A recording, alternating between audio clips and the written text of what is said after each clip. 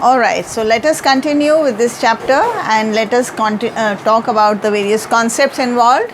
First basic concept with respect to production behavior is the concept of difference between variable factors and fixed factors.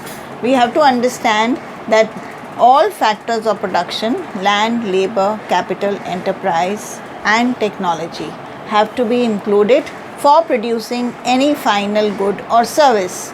But these factors of production can be changed in the short period, or rather we assume that at least one factor of production can be increased or decreased in the short period, and in the long period it is possible to change all the factors of production. Now in the short period, since we can change labor very easily, therefore labor is always taken as an example of variable factor of production. So we start with variable factors, and I have given you a tabular distinction between variable factors and fixed factors. So the first point of variable factor is that what are variable factors? Variable factors are those factors which can be changed in the short run. For example, labor. On the other hand, fixed factors are those factors which cannot be changed in the short run. Second point, for example, land. I have written the example for fixed factor as land.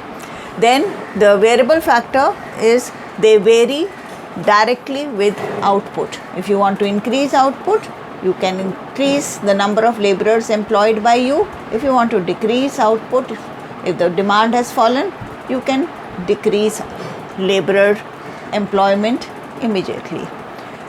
On the contrary, with fixed factors, children, they do not vary directly with output. Fixed factor, land, if you have a particular quantity of land, you cannot increase or decrease it immediately. It will remain fixed for a long time.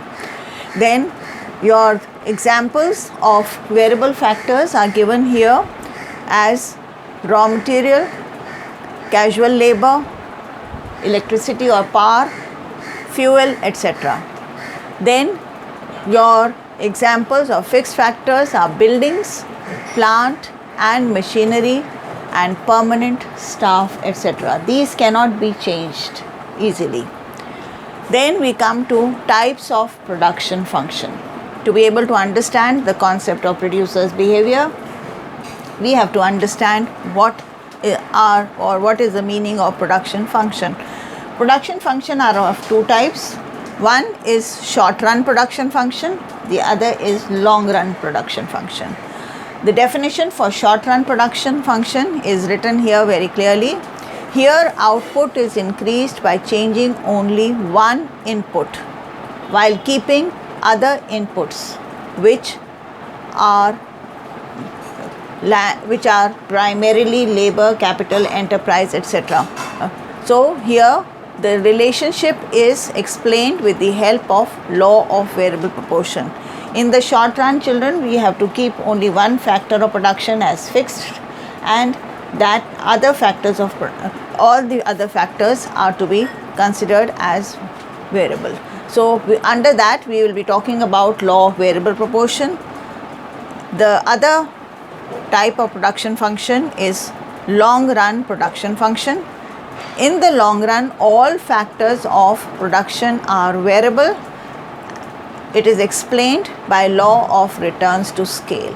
So please remember the names. In the short run, the relationship between the various factor inputs, where we assume that one factor of production can be varied, that is explained by law of variable proportion, and this is in your syllabus.